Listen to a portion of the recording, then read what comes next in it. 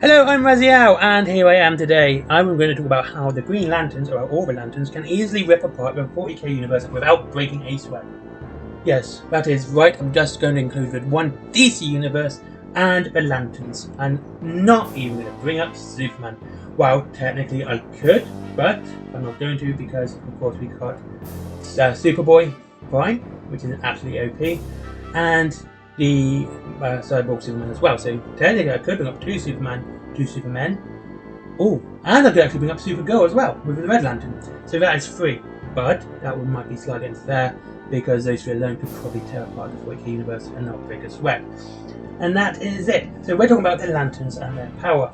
Now, we got to talk about the warp and what the warp is. Well, you don't understand warp. It's told several times what the warp is. We know what the warp is. Why do we ever pretend anything otherwise than what the warp is? The warp is emotion made manifest within a second universe. A second universe that ties in all other universes. This has been stated several times. This is what ties the Warhammer Fantasy universe to the 40k and Age of Sigmar, and to a degree with video games as well, which are technically separate universes, as stated by the developer of Space Marine. But yes, the Lantern Corps, all of them, from red all the way to violet.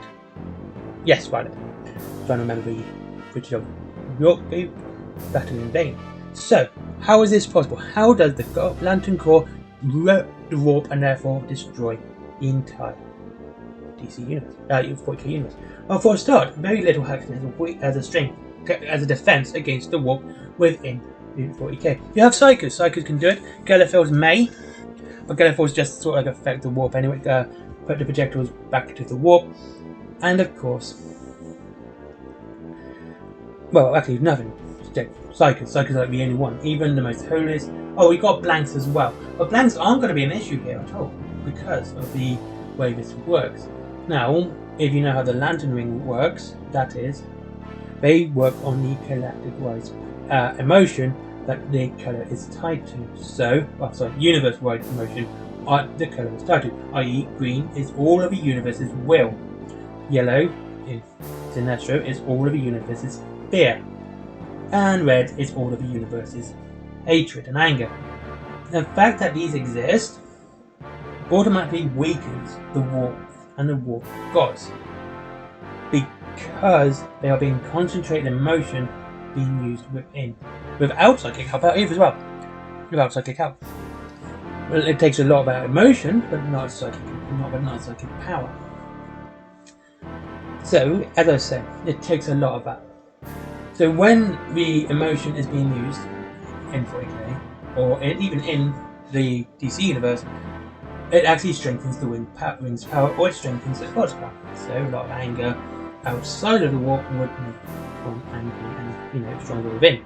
But the ring would also start draining that power. So if you have all of the Lantern Corps, they would be draining all the power of rage when they're using it. Therefore, the rage that would go to Khorne is being drained from him, probably quite strongly, and therefore weakening him. And not only that, it would be able to be used against him. And let alone that nothing is red. They're yellow, so we don't even have the weaknesses of the Lanterns either. Well, actually, to be fair, the weakness of the Lanterns aren't really brought up because the only one we know is Green Lantern, absolutely yellow and fear, but they know how to just stop that and defeat that, and that is to feel fear and overcome it. So, now let's talk about the actual users. Now, I did say that Sinestro Corps, the Fear, are absolutely OP. They are overly strong, and they can, they do include two Superman level characters. Actually, I've just remembered to there's a third one that I completely forgot about, which of course is Anti-Monitor. Now, the other thing about the Sinestro is that they live in the anti-universe. They live in, well, basically the DC's version of the warp. That makes them immune to the warp. They are not inflicted by it, and they have to wear their rings at all times, except with the Guardians. So wearing their rings at all times actually gives them a protection from the warp. Now, we don't know whether or not the Guardians, the rings, actually protect them from the warp, from the anti-universe, but this is just what Sinestro would require from them, to all wear the rings at all times. So obviously, we don't know that, but we know that the yellow rings bearers, who are strong in causing fear, are protected from anti-universe, from a different universe. That would make them protected from the warp, which means that they have their own Geleth field, which would harm demonic beings, therefore harming the warp. And it wouldn't be hard to say, but because we do see, Green Lanterns again in the Guardians, in the antimatter universe, again unaffected by it while wearing their rings. So we can easily surmise from that all the rings protect from the warp. Therefore, all the rings are an anathema to the warp and warp beings, which will make them incredibly strong. And this works in the 40k universe because of psychers using the warp, therefore using the controlled emotions from them to destroy demons. So, demons are weak to psychic powers, even synch ones, which means they would be weak against the rings. There would not be a chance that the rings would suffer that badly against the demons. So we got the warp, so it's easy peasy, lemon squeezy. So the warp's not a problem. Next would be things like the space rings. Now we have to give in that the safety is off the Green Lantern rings, as they're the only ones that can kill.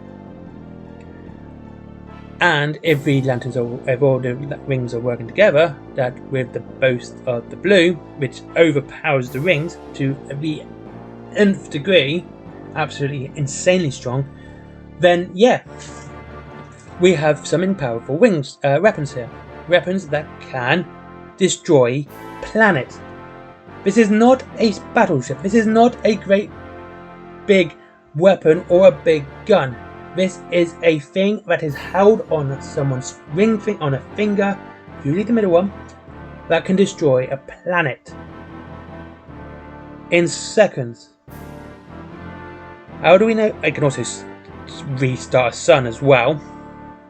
So it can destroy a planet and restart a sun. That's incredible power for a ring, for one person to wield. This is, like I said, just the ring. Not 100 of them, just one person with a ring can destroy a planet. And we know this because that's how Mogo died. Mogo was killed, the living planet was killed by John Stewart when he fired a sniper shot to stop the Black Rings from destroying it. It was done during the War of the Lanterns, and yes, that was one guy with a ring managed to destroy a planet.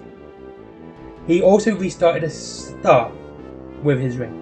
He also restarted a star. It almost killed him, but he restarted the star. That just shows you how much power a single person has with the rings. Just one person. And now if we add in the blue's ability to the blue ring, the Blue Lantern ring ability to boost the ring's power to such a strong degree, we have thousands upon thousands upon thousands, millions of people with planet destroying capabilities on a single finger, which, by the way, can travel faster than that. It can literally teleport, so they're faster than anything in the 40k universe, and get there.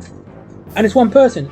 And believe it or not, this is a huge boost to anyone, and this is a huge advantage to any fighting force to have something that small with that amount of power, because it's going to be so hard to hit. Right, here's an example. During Battle of Void War in 40k, during Void battles, you've got to understand the distances between ships. The distances between ships are not meters, it's kilometers, 15, 20, 30, up to even 100 kilometers, and they're firing at each other. And if you imagine one of the battle barges being small, imagine how big to pinpoint a 6 foot tall human being would be at that distance. That would be an impossible shot for anyone to take. Anyone to take. So the whole battleships, every single battleship has now become considered moot and useless against the Green Lanterns if they choose to separate. They might be able to fight them if they're in a big pack, and therefore, cause a swarm, and you might get a few of them. But if they're all fighting independently with these planet destroying rings, and I'm just remembering there was more than one occasion where a ring destroyed a planet, it's going to fight through all of them. And of course, if it's got the ability to destroy a planet, what's a Primarch going to do? What is a Primarch? A Primarch can destroy a Warlord Titan, congratulations, a Primarch can't fly in space without help. The lantern, whichever lantern doesn't even need to be within, on the planet to fight the space race. Just speed up, destroy them from space. They don't even have to go down there. And again, they could send up things like Thunderbolts, smaller ships to engage them in combat. But you've got to remember how powerful these rings are. They can destroy stuff like that. They can destroy ships. They can destroy everything else. Anyway, so here we go. And so, the fact is, this planet-killing ring is in the hands of, trained shooters, and they are sharpshooters. Some of these guys can hit things from kilometers away. It's not going to be things like Thunderbolts aren't going to be causing issues. They really aren't. And of course, now we have to bring up things like the anti-monitor. Now, yes, this is definitely a way of cheating because the anti-monitor is fantastically strong and fantastically big. That puts every single Titan to shame. Right, there you go. That's the 7 main rings. They could easily win the 40k universe without breaking a sweat. Even everything would just not care. Like, wouldn't worry them. How? I think some of them would actually end up joining them. Especially things like Chaos. They would definitely, the Night Lord would definitely join the Yellow Lanterns. They would not even think twice. Of course, they would be up for that straight away. But we're not talking hypothesis here. Now let's talk about the last two. I left 2 out deliberately, and there was a reason for that, because it's the black and white ring. The black and white rings are the strongest rings of all. They are so strong, so powerful, so incredibly tough to destroy. It would not be funny, and to the point there is not a single dead person, or almost dead, that would not be immune to it. The black rings can go through everything, absolutely anything. They would just phase through it. They do not actually bring back the person to life. They just subsume the body and the memories and everything else. But the black ring is in complete control. That means straight away Bao would be frigged. Bao would be so messed up by this, it would be not funny, because Sanguinius would come back to life. Sanguinius would come back to life, and given the holy stature of him, this will be considered resurrection, and no one would question anything he did up until he started killing the Emperor. And now we can talk about the Emperor, because the Emperor, being a skeleton and probably very dead, would probably come back to life. And now look, this again, everyone who ever died in the 40k universe would now be a member of the Black Lantern Corps. Everyone. So we have Sanguinius, Conrad Kurtz, Ferrus Manus, Alpharius and Omegon, Rogel Dawn. Yep. So you have 4 Primarchs. And given the amount of death in the 40k universe, and whole planets that are cemeteries, whole planets, every last one of them, whole planets that are cemeteries are now suddenly alive. Now, of course, you have servitors, so like, gun skulls, stuff like that.